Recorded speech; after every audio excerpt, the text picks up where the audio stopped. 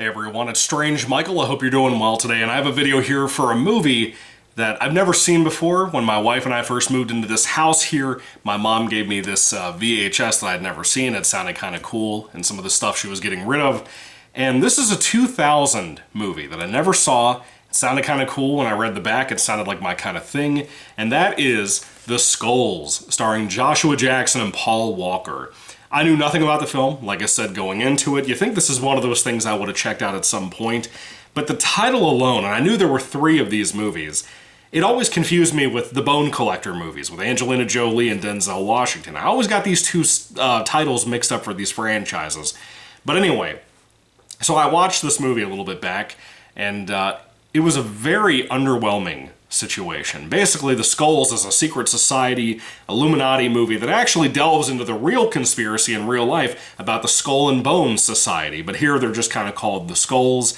I don't know if you guys know this, but many Freemasons in society, many presidents especially, like Obama, George W. Bush, so on and so on, I think Clinton was one too, they were all brothers in this like secret society thing called the Skull and Bones Society. And this movie kind of goes into that realm in a very Hollywood way of not talking too much about that stuff or the info we know about this creepy-ass cult that exists.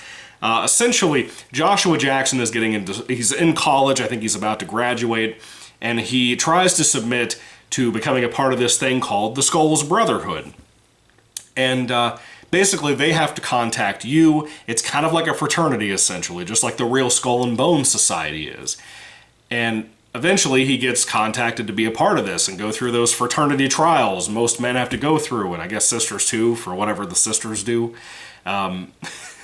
So he's trying to get involved with this. One of the other men that are also trying to test out for this Skulls Society thing is Paul Walker, who's the son of one of the people heavily involved in the hierarchy of this thing.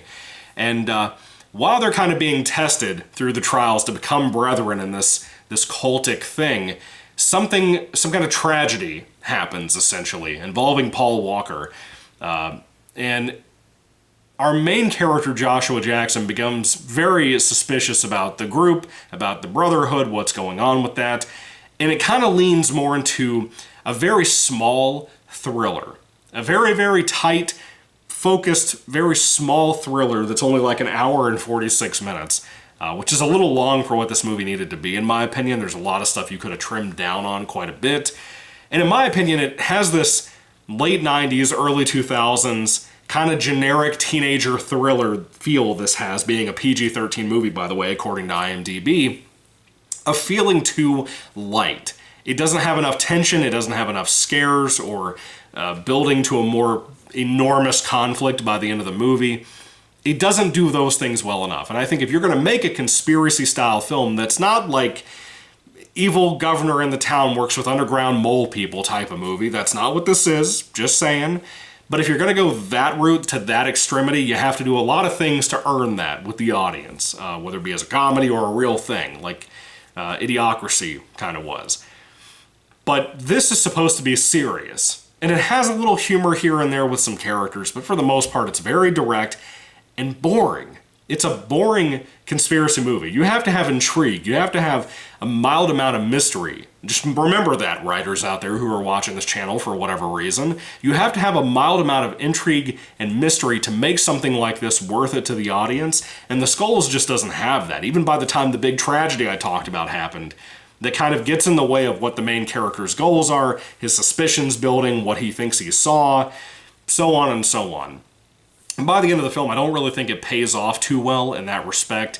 It's just lame. It's a lame, dull, teenager conspiracy movie. I feel like it has about as much going on with its hamster running on the wheel of its head than something like The Hunger Games, which stole from everything involving Orwellian theories. You know what I mean?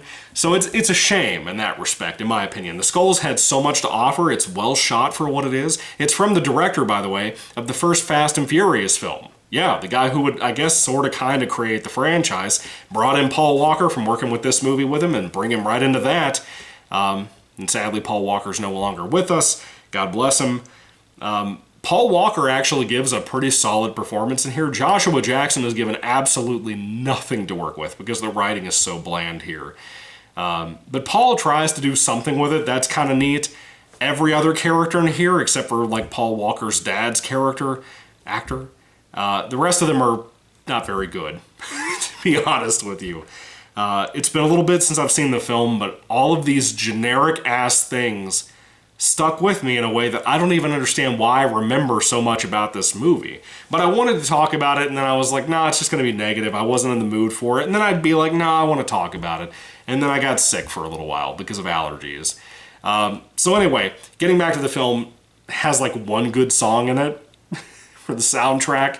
It has mostly a soundtrack, not so much a score, but it's like that late 90s, 2000 score of these generic teen thrillers you'd get. So if you like that, if this sounds like something that'd be appealing to you, if you're into conspiracy movies, this is up your alley. But if you're more in the realm like with me and my interest in what Skull and Bones Society consists of, this ain't gonna give you anything more than what you may have already heard about, just very much sprinkled on Reddit or something. You know what I mean? So anyway, it's not the greatest. It's pretty bad, to be honest with you. By the end of it, the hour and 46 minutes I had to sit through this movie, I was ready for it to be over. I'll be honest with you. I'll probably never watch 2 and 3 because I have no reason to whatsoever. I don't think there's any way to, I believe, direct to DVD or direct to VHS sequels could ever save this movie or this franchise. I just don't see it. If you happen to believe otherwise, if you've seen the others and you vouch for them, let me know. But this one, I don't see it happening, man. I just don't. There's no reason for me to watch more of these.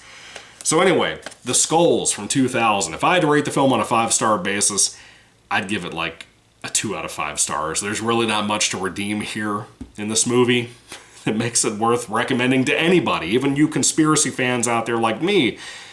It doesn't have what you're looking for. Just being honest with you. But anyway, have you seen it? Have you seen the sequels? What do you think about them? Let me know down in the comments section down below. And thanks, Mom, for this worthless movie. So anyway, thank you guys for watching. Happy Father's Day again. God bless you all. Catch you later, and goodbye.